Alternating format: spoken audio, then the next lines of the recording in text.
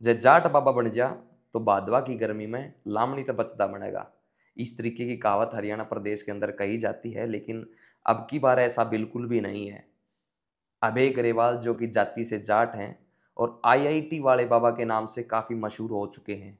अभय ग्रेवाल ना ही तो गर्मी से बचते हुए बाबा बने हैं और ना ही जो वो लामड़ी से बचते हुए बाबा बने हैं।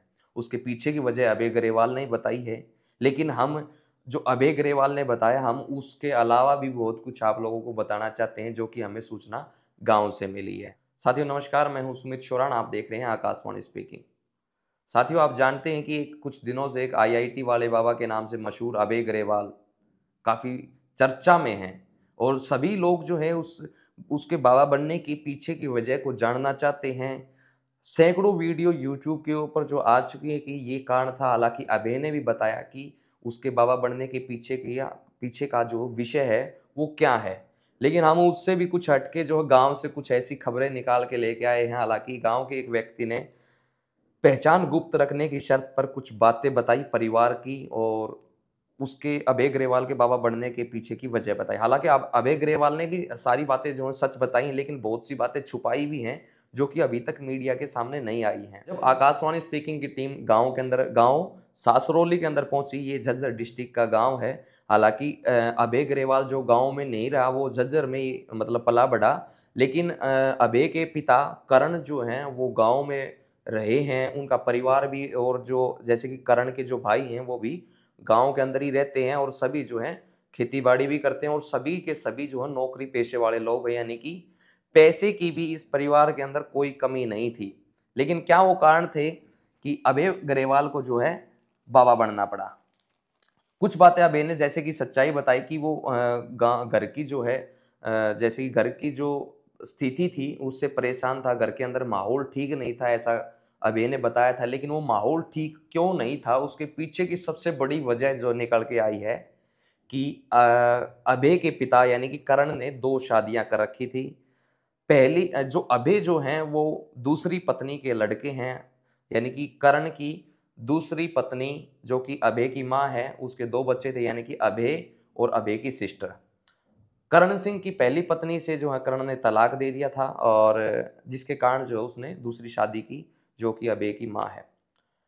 दोनों की बॉन्डिंग ऐसा बताया जा रहा है कि जैसे कि सोशल मीडिया के सामने ये बताया जा रहा है कि दोनों के परिवार की जो है यानी कि उसके माता-पिता की अच्छी बॉन्डिंग है, लेकिन ऐसा बिल्कुल भी नहीं था कि अभय के पिता और अभय की माता की जो है बॉन्डिंग अच्छी नहीं थी, जिसके कारण जो है अभय ग्रेवाल परेशान रहता था। ऐसी सूचना हमें गाँव से ही मिली है, पहचान गुप्त रखेंगे, हम बताएँगे।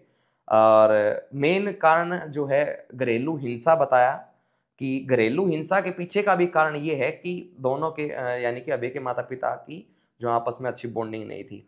एक और बड़ा कारण ये भी है कि अभय के पिता यानी कि करण की उसके भाइयों के साथ भी अच्छी ज़्यादा मतलब बॉन्डिंग नहीं है।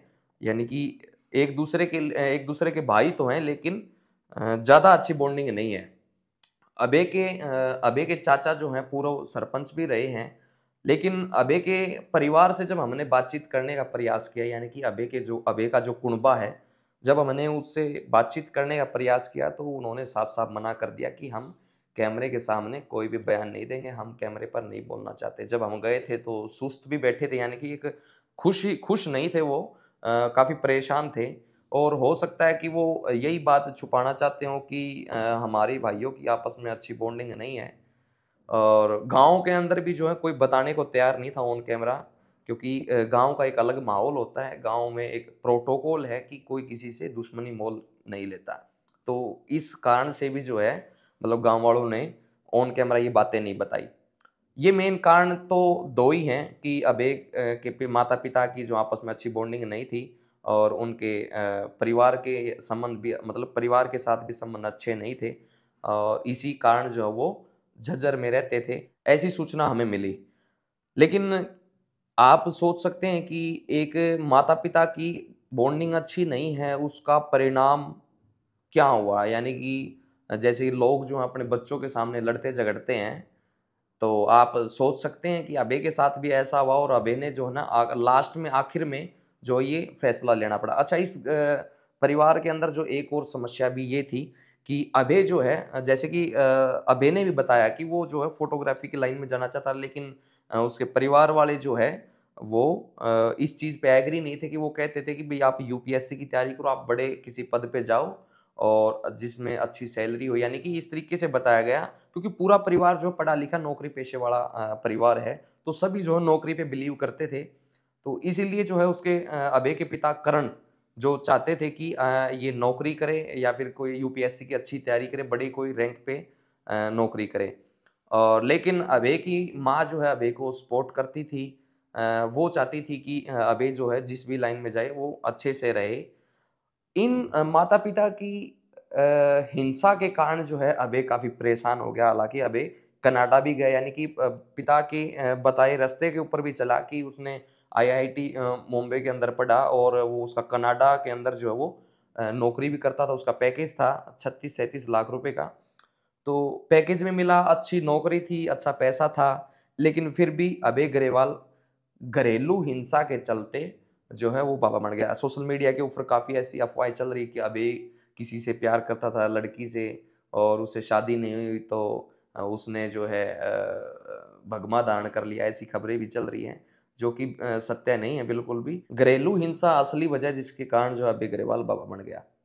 लेकिन ये घरेलू हिंसा भी जो है माता-पिता को जो है सोचना चाहिए था कि बच्चों के सामने जो इस तरीके की बातें नहीं करते या फिर जो है लड़ाई-झगड़ा जो बच्चों के सामने नहीं करना चाहिए। और यही मैं संदेश जो है उन माता-पिताओं को देना चाहता हूँ जिनके बच्चे छोटे हैं या फिर बड़े हैं, कि अपने बच्चों के सामने जो है आप झगड़ा बिल्कुल न करें क्योंकि बहुत बुरा असर जो है बच्चों के ऊपर जाता है।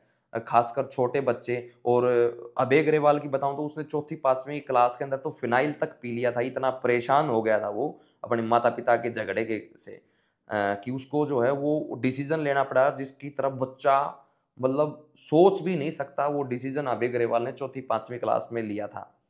तो आप सोच सकते हैं कि परिवार के अंदर जो है वातावरण जो है कैसा था, यानी कि उनके घर का वातावरण कैसा था। आप खुद अंदाज़ा लगा सकते हैं, समझदार हैं आप सभी। तो ये कुछ वजह हमें पता चली थी गाँव पहुँचकर। अगर आपको जानकारी सही लगी तो आप चैनल को सब्सक्राइब करें और नई अपडेट के साथ आपके साथ फिर से मौजूद होंगे। मैं हूँ सुमित शोराण, आप देख रहे हैं आकाशवाणी स्पीकिंग।